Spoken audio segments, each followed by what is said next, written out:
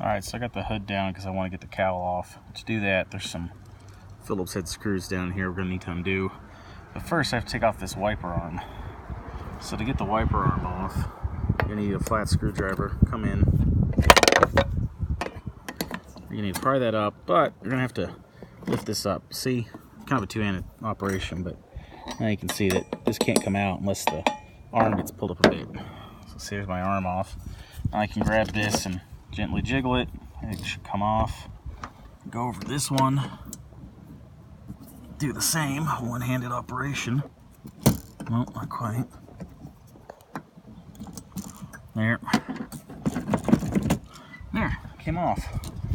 Alright, and then when you put them back, pay attention to your dirt mark here because you want to keep your wipers aligned so it's sitting where it should and not too far down, and then it comes to where it should up here, not too far over or whatever.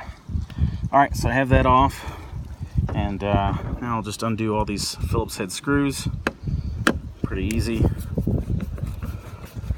And I'll be able to get the cowl out of the way. I will have to unplug the hose from these squirters on the bottom side, but that's what I want to feed through so it works out.